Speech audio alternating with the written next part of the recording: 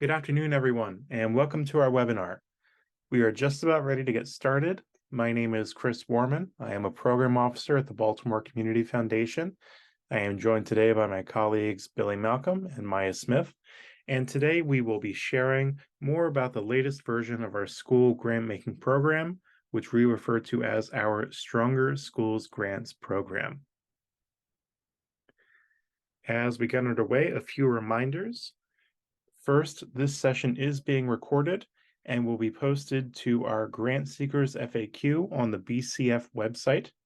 We will be sticking to the screen share for the presentation, but your name and face may be visible during the question and answer portion of the presentation. We ask that all participants remain on mute for the duration of the presentation. The meeting was set to mute entrance upon default, and BCF staff may mute you if we pick up background noise from your feed. Lastly, we ask that you please hold your questions until the end of the presentation. If you are worried about forgetting your question, feel free to drop it in the chat and we will reference it during the question and answer portion of the presentation. Here is what to expect from today's presentation. We will start with an overview of the new focus areas for BCF's Stronger Schools Grants program. We will then move on to a review of our revised application requirements, followed by a discussion on what successful grantees should expect from our reporting process. This prepared portion of today's presentation should take approximately 20 minutes. The remainder of our time has been set aside for questions and answers. So let's begin. We have gathered today to share with you some recent changes to our grant-making program. BCF's grant-making has always focused on serving Baltimore's schools and neighborhoods, and that will continue to be the case under this new version of our program. However, our board has directed us to make a few changes that will refocus how our grants are awarded. First, and most importantly, this new plan emphasizes BCF's role as a regional grant maker. BCF's grants have always been available to projects and programs across Baltimore City and Baltimore County. However, in this new version of our program, there will be no grant dollars reserved to serve targeted or selected communities. While we are broadening geographic access to our grant program, we will now require that our awarded grants support projects and programs that benefit specifically identified schools. While a proposal may aim to serve multiple schools, proposals that aim to serve an entire school system will not be accepted. In part, this is because we want every proposal to be able to clearly demonstrate buy-in from and coordination with the partner school's leadership for their project or program. While your proposal may either take place within a school facility or in the surrounding community, we believe our schools grants are most successful when aligned with the practice and vision of a school's professional and volunteer leadership. Our Stronger Schools grantees are also expected to tell the story of their impact through formal outcome data, either produced directly by the grantee or sourced from school partners. We'll dive more into what that means when we get to the application portion of our presentation. Finally, to try to maximize our impact, BCF has focused on certain kinds of projects and programs our school grants will support. In response, in recognition of COVID-induced and exacerbated needs in our region's schools, we are exclusively looking for grant proposals that help specific schools improve their kindergarten readiness, student mental health, and school climate and culture. Let's dig in a little further into what each of these qualities means. Kindergarten readiness. Our board has focused BCF's early childhood grant making on preparing children to enter kindergarten, as measured by the state's Kindergarten Readiness Assessment. BCF will consider proposals that align with KRA's 4 assessment areas: literacy, math, social foundation, and physical well-being and motor development. Proposals may include, but are not limited to, direct support for young learners and other supports that target parents, guardians, and school staff. Our remaining focus areas are about removing internal and external barriers to students' successful learning. Student mental health.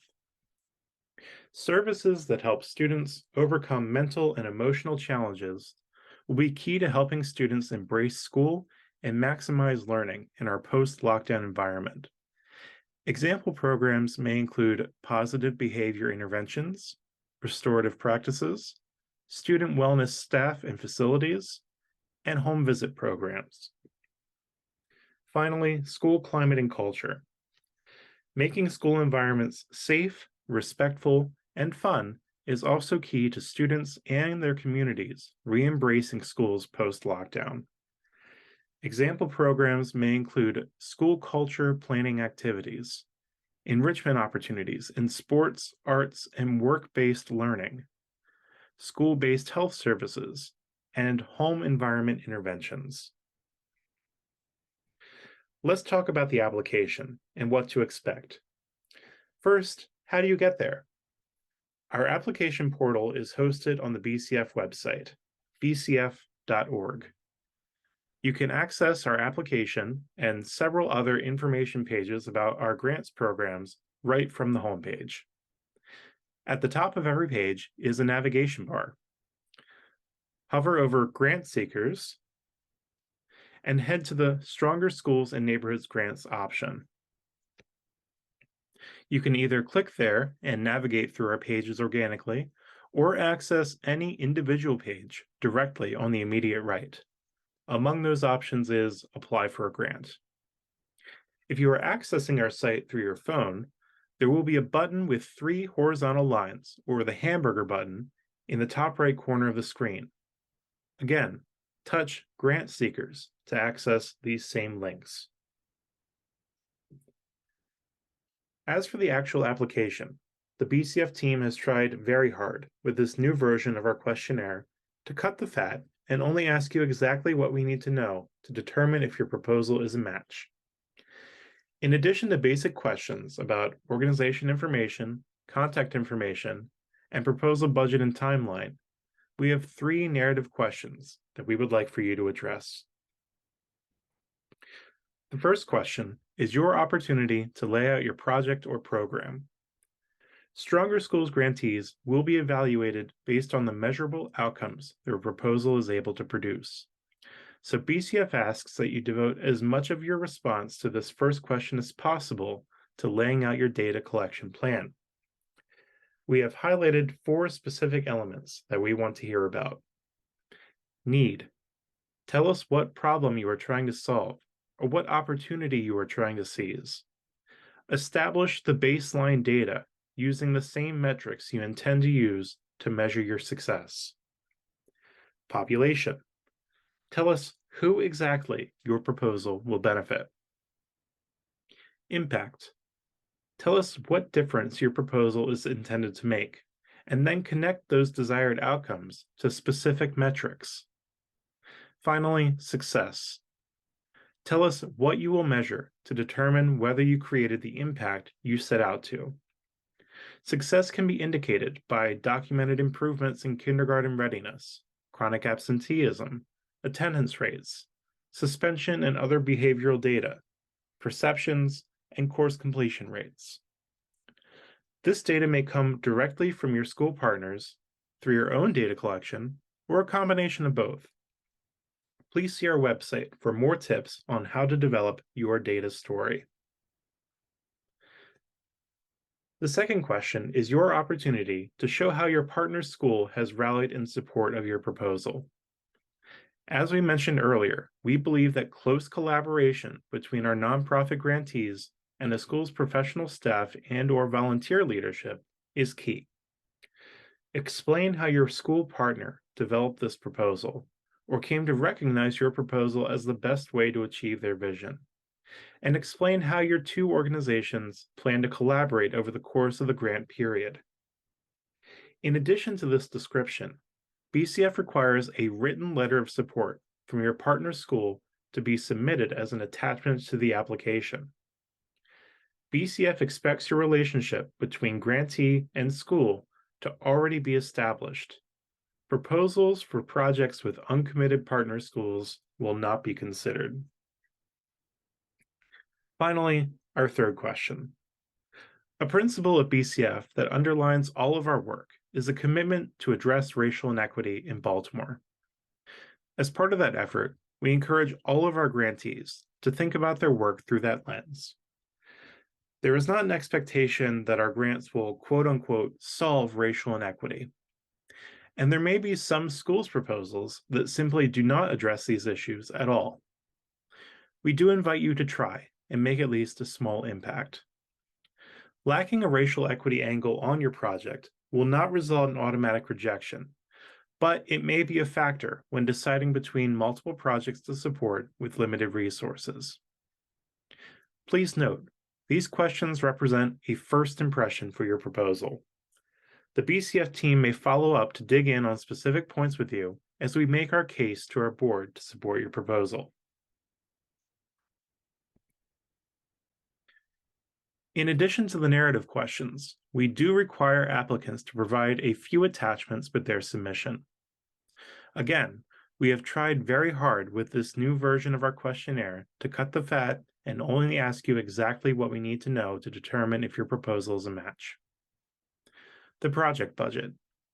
We require a basic document outlining both the expenses and sources of support for the project, and the sources of support should make clear which have already been confirmed and which are still pending. The 990. Whether it is a 990N, 990EZ, or 990, 501c3 organizations are required to submit this report annually to the IRS. Please send us a copy of your or your fiscal sponsor's most recent submission. List of key staff and board members. This is self-explanatory, but if possible, please also provide contact information where available on this list, so we have a second point of contact for your proposal if needed. School support letter. This letter should be from the volunteer or staff leadership of the proposed partner school or schools, and affirm an existing partnership between your program and the school. This letter will ideally specify the nature of your partnership, perhaps noting specific programs where you collaborate. Finally, the fiscal sponsor letter of support. This is only required if your proposal is fiscally sponsored by another 501c3 organization. This letter should confirm your current fiscal sponsor relationship. You are also welcome to provide additional attachments as you feel are necessary. Please note again, these attachments represent a first impression for your proposal. The BCF team may follow up to dig in on specific points with you, particularly on your finances, as we make our case to our board to support your proposal. Next, I'd like to answer some miscellaneous but very frequently asked questions about what to expect from your proposal. How often does BCF award grants? Grant proposals are considered by our board on a quarterly basis. BCF staff may consider smaller applications on a more frequent basis. As of right now, grants smaller than $5,000 fit this designation. However, this policy may change at the direction of our board, and we would encourage you to check our website in the future for current expectations. What is BCF's typical grant award?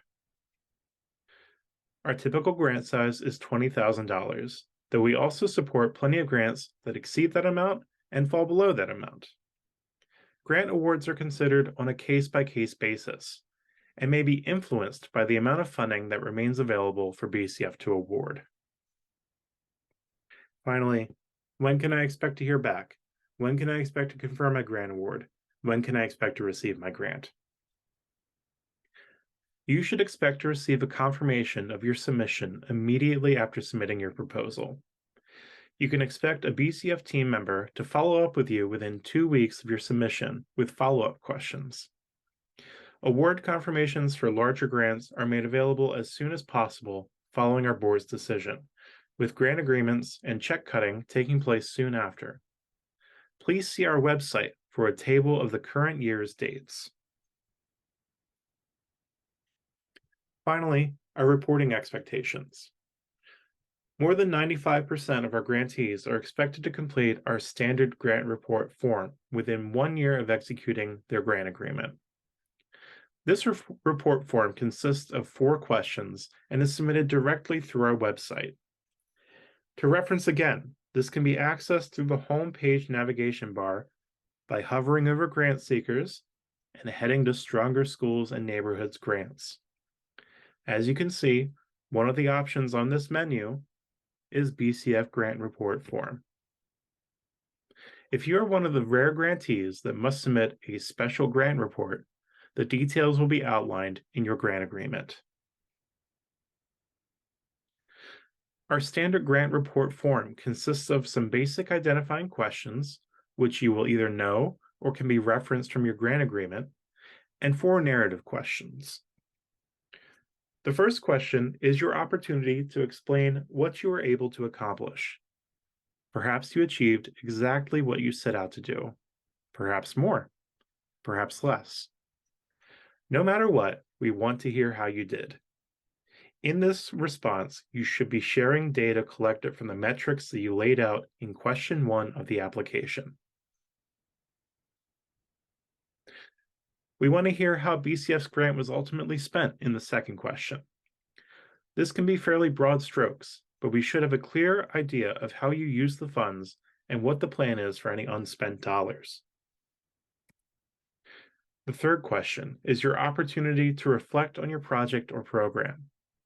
We want to know that our grantees are using our grants to think about how they can do what they do better.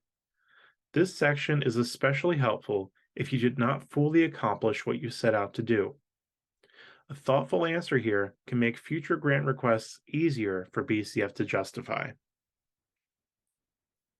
Finally, our fourth question is optional, but we love to share stories about projects and programs that are making meaningful impacts in Baltimore's schools. By completing this question, we may ask to feature your project on our social and print media communications. That is the extent of our prepared presentation. Thank you so much for joining us today. I've been Chris Warman, joined by my colleagues Billy and Maya.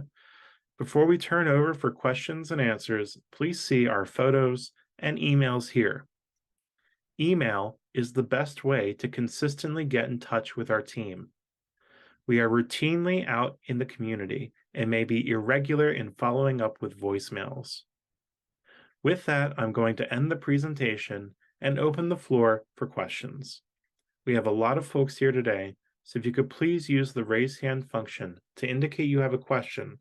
It can be accessed at the bottom of your screen via the reaction button. We will call folks one at a time and respond to questions in the chat. Thank you. All right, I see Minister Brian Boardley with his hand raised. Thank you, and good afternoon to everyone. Got a couple questions around the submission of the grant proposal. I'm finding that the spreadsheet for the budget won't fit inside of the online portal. Is there another way to submit it? So the file size is too large for our portal? Yes, correct. Okay. Well, it may be too large. It may trigger a response from our email if it's that large. So perhaps you can upload it to Google Drive and share it directly with a staff member that way using the emails shared on our last screen. That might be the best way to share it if it's that large. Or let me add some honest feedback here. That does not sound like an appropriate budget. Our tool is pretty robust enough to accept a big file. So if it is that ginormous, take another look at what we're offering in the outline, especially the FAQ, where we're kind of giving tips on budget. It should just be the program budget with expenses and revenue.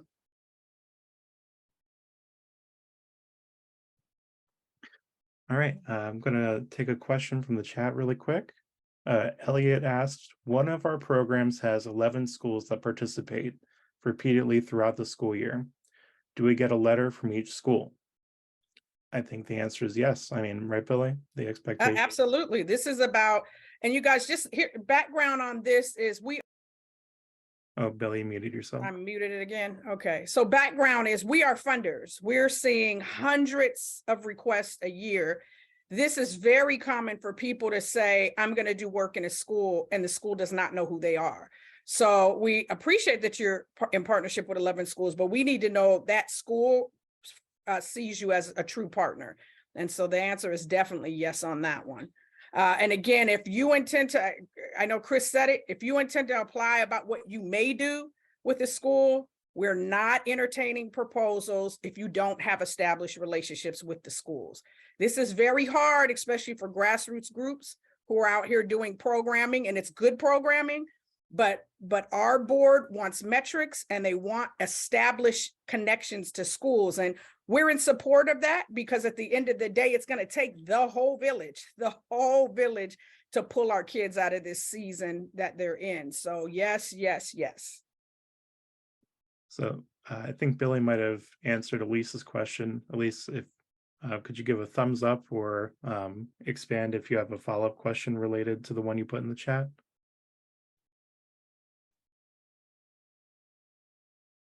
Okay, I think Elise, there you go. There's thumbs up from Elise. Thank you. Do we have another non-chat question? Or I know Minister Brian Bordley, I think you said you had multiple questions if you want to jump in with a second one. I didn't see a closing date for the application, or was it my oversight? Yes, so we accept applications on a rolling basis. Our board meets quarterly. So if you go to the application page on our website, you'll see a table that lays out what our, in practice, the deadlines for when we would need to have a submission in order to be considered at those quarterly meetings. So the next one is March 6th, 2023. But if you miss that date and you submit afterward, like I said, we accept them on a rolling basis, and we'd be happy to bring it to the next meeting. So if you miss the 6th, that's not like the end of the world. Next question in the chat. I'm an intern at an elementary middle school. Can this school apply directly? I'm going to pass it over to Billy. It's more of a technical expertise question. Yeah, your position as an intern doesn't matter if the school wants to apply, but the funds have to go to a 501c3, and BCF does not issue checks directly to schools. So I don't know if you mean there's a partner you have in mind, you want to do the application and you want to bring them on, that's fine. It just has to hit as their 501c3. Okay. I see Keith has his hand raised, and let me get Keith next. Yes, hi, Chris. Hi, everybody. Thank you so much for taking my my phone call here and the time here. Thank you so much. Yeah. In 2020, I received a grant from you guys. So I did file another application for a grant for the Beacon of Hope. We still need funding to put the second phase in. The first phase was a 4,000 square foot pollinator garden. The second phase will be artifacts from Bethlehem steel, cast iron, reclaimed historical artifacts that are going to be for phase 2. So I applied for it. So I was just curious if I can get, if that application, I got money from you guys in 2020. Is it possible to receive another grant from you guys, or was that just a waste of time for that? So it is possible to receive additional grants. Prior grant making does not restrict you from additional grant making nor guarantee additional grant making from BCF. So we consider each application on a case-by-case basis. I don't know specifically Billy or Maya, do you know specifically about I'm sorry, could you repeat the name of the organization, Keith? I'm from the Sparrows Point North Point Historical Society, and the project's called the Beacon of Hope. Got it. And it's on school property. It's behind. Yeah, but Keith, and I don't recall all the details of your proposal, so I'm not speaking to that. but we just outlined 3 priority areas for our education dollars. So we're looking at student mental health. We need metrics on that. We're looking at climate and culture, attendance metrics, we're in that ballpark. So I don't know if this is more a neighborhood improvement that you're doing, but or school readiness, kindergarten readiness. So just rethink it. We don't want to discuss in detail your proposal here. And a Yeah. tip to you, Keith, never say to a funder on the phone, you gave me money before and I hope I didn't waste it. All I'm right. sorry. And I'm No, saying that in good spirit. Please never do that. Never No. do that, sir. No, it was never, it's never been wasted. It's been put onto engineering for the, for phase 2. And so, and that was in 2020. Plus we gave a lot of food out to the elderly, for COVID. So there was a lot of things we do as a historical society, not just projects for historical benefits and everything else.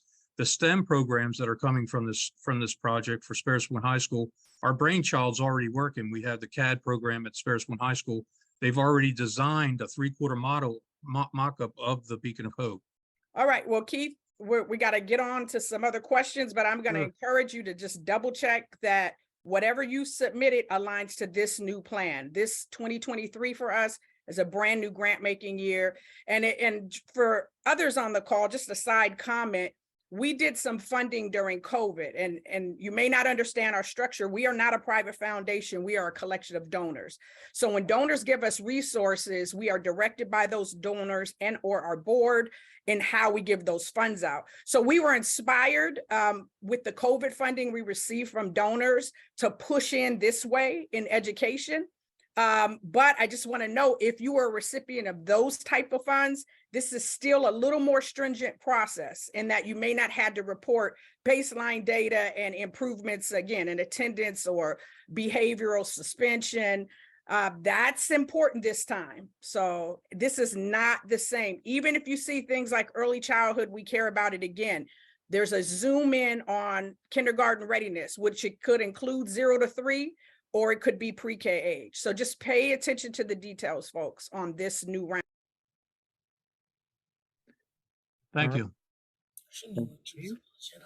All right, so really quickly, got a question in the chat that's very quick to answer. Becky Davis asked to confirm you do not letter from North Avenue, Baltimore City Public Schools headquarters. It's the specifically from the individual school that you're planning, individual school or schools you're planning to partner with. So no need to get a letter from Dr. Santelises or anybody at North Avenue. It's specifically from the school. This is actually a good point, because many times when we say letters of support, you're trying to establish different things. For us, the letter of support is about verifying a relationship is existing. So we love the district, but we don't need the district in school business.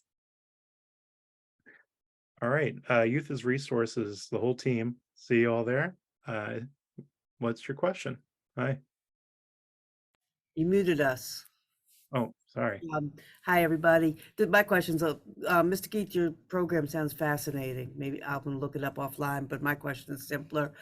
There's a May 2nd deadline. I'm assuming that we could apply May 2nd to roll out or continue a fall program, that we wouldn't have to start right away if we applied in May 2nd. Right. So that we would be able to do a school year budget. That's right. So Okay. by default, we start, it's a 1-year grant term, but Right. we're responsive to the individual applications. And that would be a great opportunity, Julie, for the Youth as Resources to apply for the next school year's. Right. And use this school year to brainstorm with the schools that we're in. Yeah. So, cool. Absolutely. Okay, thank you. Thank you. I'll mute myself.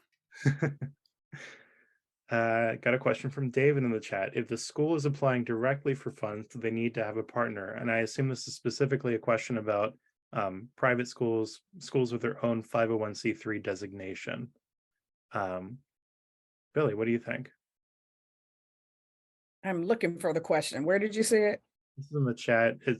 I know we're pretty deep on questions in the chat now, but it's David Kappenstein, 4:26 p.m. I'm adding the flavor about 501c3. That's what I expect David's asking about, given what I know of his work. Read the question. I'm sorry, Chris, because I'm still looking. Go ahead. What is the question again? If the school is applying directly for funds as their own 501c3 organization, Oh, do they need to have a partner? yeah, no. I mean, you're doing the work. So yes, you're fine. Okay. You just have to have your own 501c3. And if you're a private school, then that is your story. Wonderful. I thought I saw another hand up here, but I can move on in the chat if that makes more sense. Tracy notes our fiscal sponsor is a church, and churches are not required to file 990s. That's true. That's right. We would still, so in lieu of a 990 from a church as a fiscal sponsor, or as, you know, perhaps a program partner, we'd love to see a balance sheet instead. But yes, you're absolutely correct. If your fiscal sponsor is a church, or if you are applying as a church, you would not necessarily have your own 990 to submit.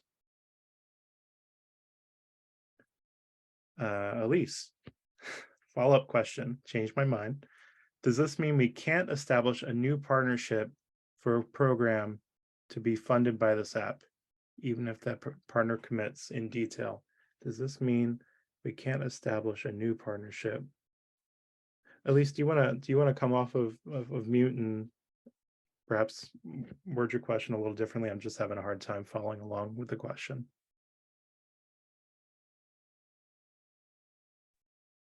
Hi, first of all, it's I'm one of Elise's associates, so I take the blame for a confusing question. We've talked about that the partnership must be established.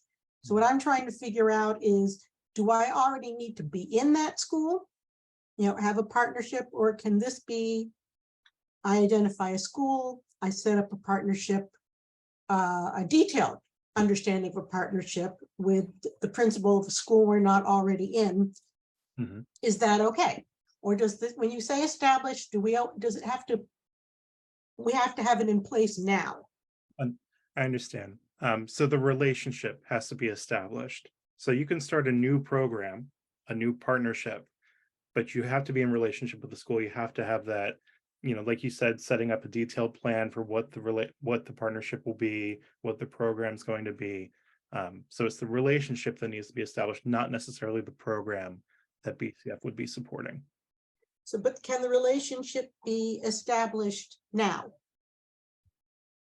So basically what we're not funding is we'll give you money to go into a school. That's where this comes from. So if you're talking with someone, I'm just going to tell you, it's not going to be as competitive for us because it's brand new. You have nothing in place. So, I mean, I'm not going to tell you don't apply because it's new, but you've done nothing in that school. So for us, we look at that as, how successful is this program going to be? You got somebody to sign a letter, but that doesn't mean they're going to work with you. And the big thing here for us is that the best data is going to come from the school. That's why this part is so important. Mm-hmm. And if you don't have someone committed to really working with you to give you what you need, to run interventions with students, to get the data to prove the grant was spent well, you're going to be stuck, and we're going to be stuck because we're accountable to somebody for these grants that we're pushing through and encouraging them to apply for. So, you know, again, I'd encourage you to go ahead and apply. Just know it's not as competitive. If we're looking at another grant and they can show they have a long history with the school, whether there's an existing program or not, we're going to go that way. Okay, thank you. All right, Julia asks, is there an opportunity to have a follow-up conversation to gauge alignment before we submit the grant application? So we do have one-on-one conversations. We are operating at max capacity, max bandwidth right now with this current relaunch. So the time frame when we would be able to have those sorts of one-on-one conversations, we're probably looking at April at the earliest right now. We need to get through this first grant cycle and all these webinars and presentations before we have this sort of time for, well, I'm speaking for myself, but I think Billy's on the same page as me. He is speaking for himself. You are months out. And as a matter of fact, I owe many of you, I'm looking at the names, so many of you have reached out, and I don't mean to not answer. We are completely overwhelmed and we are short-staffed at the moment. So I won't even promise April. It is really a jam in my inbox right now. What I will say is if you got some quick questions and you want to shoot an email, I am really good with email. I sneak when I'm in other meetings. Sometimes when I'm trying to go to bed, I might look at them. So please, if you think I can help or Chris can help, I would say the best bet for me at this point is to slip me a couple of questions over email and see if I can get you some quick answers. Thank you. I appreciate your response. I also appreciate the operating beyond capacity. So we all appreciate the work you're doing. Thank you. You're a nonprofit and you've been in this game. We know you I understand. know. That's right. All right. The Youth as Resources team asks, do you want/need student reviewers? I assume this is for application reviewers. That's not part of our process right now, to have a student review portion. And we do have a volunteer board that ultimately makes the decisions on these. So, I mean, Billy, do you have anything to add? Appreciate the offer. Yeah, participatory grant making, I think, is important. It's an important conversation. As they've been happening around the city, and I'm in those rooms, I often talk about us being a donor organization. And I think that's the very big difference. The majority of BCF's money is directed by donors. So that kind of formatting doesn't work like it does for the private foundations. So in our grant making, there's a lot of privacy because you're dealing with a donor's intention, their private information. So we really have not brought the public in, young or not. And, you know, it could change in the future, but right now we are a donor organization that moves based on their will. It's their money. All right. Andre asks, is the grant funding for program support only, or could it support capital projects related to the grant priorities? Andre, if you could come off chat or come off of mute, I'd love to hear like an example for a capital component for a related project.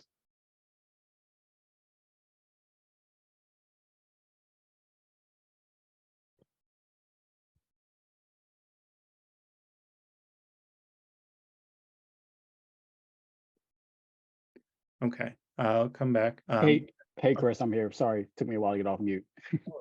But I work for the Boys and Girls Club in Metro Baltimore, and we're currently in the process of opening up a new club location in West Baltimore near a city school. We also have a lot of partnerships with schools and some of our other clubs across the city. So just wanted to understand if for the capital project that we're underway, if that's an opportunity for us to apply, or if we could just focus on just program support with our existing clubs and the relations that we have with city schools. Thank you, Andre. And I appreciate you sharing that. You know, we had a similar sort of webinar for neighborhoods, and somebody asked, do benches count as a capital project? And we're like, let's be clear, benches are not a capital project. So generally speaking, BCF does not support capital campaigns, buildings or otherwise. Yeah, the key interest from our donors is being able to make a demonstrable impact with our grants, and being like 1/10 or 1/20th, given the, you know, the grant size that we're able to generally offer. Or 1/100th, Chris. 100 of a capital campaign. Yeah, our board is not inclined to support those sorts of capital projects. Okay. But I do want to add a clarification for others. Please don't think of wellness rooms and things of that nature as capital, right? When we're talking capital, we're talking, like Chris just said, big buildings. There are a lot of physical things you can do in a space. If the school lets you paint, you know, there's some questions on that. We might help you get some paint in order to do a wellness room if that's what the school wants and the kids want it. So don't shy on things that might be happening inside of the school. It's going to be a push if it's a facility outside of the school, but you know, you can try. Thanks, Chris. Thanks, Billy. Thank you, Andre. Kelly asked, if your program addresses both mental health and culture, do you apply under both pillars, or do you need to designate one only? We ask that you designate the one that's the best fit. This is part of the way that we are reporting back to our donors, the grant dollars that we put out the door. We're asking that you set one category, even though there might be overlap. Please select one category, either student mental health or school climate and culture. And then in all fairness, but this is not a driver, right? This isn't the funding source for both of those are coming out of the same account. So don't get hung up on that. We understand it's social, emotional kind of across the board. So no pressure. I'm at the end of the questions. So Youth as Resources asked to quickly shout out their grant cycle. I think that's all right if you all want to come off a mute and promote.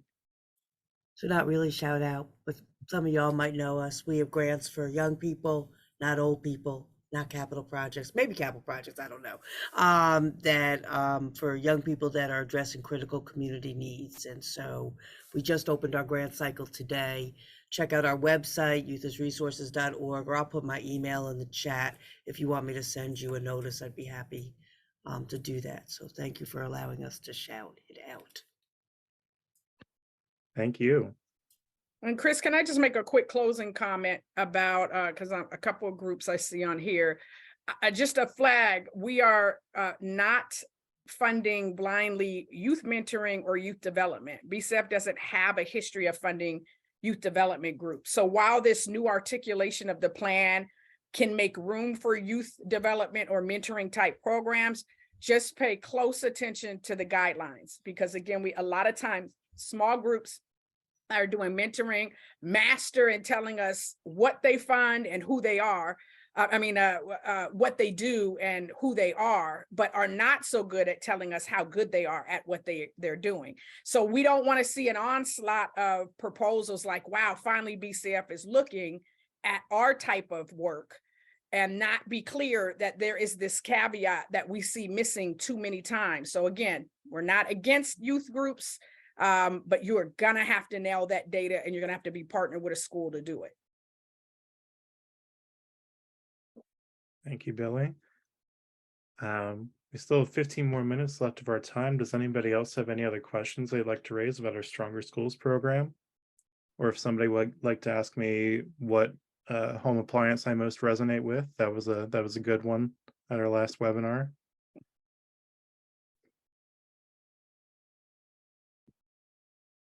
Going once. Air fryer. Not bad. Not what I went with, but not bad. Becky, that's mine. I thought that if they asked me, I would say I was an air fryer. All right. Really quick before we shut the meeting down for tonight, and everyone can go home and enjoy the last little bits of sunshine. Just want to point out that the session was recorded. It'll be posted onto our grant seekers FAQ in the next few business days. So it'll be available for your reference anytime after this meeting. And once again, we look forward to receiving your proposals. We look forward to receiving your emails, and we're excited to get to work on this new chapter of our grant making. Thank you. Have a good night, everyone. Thank you.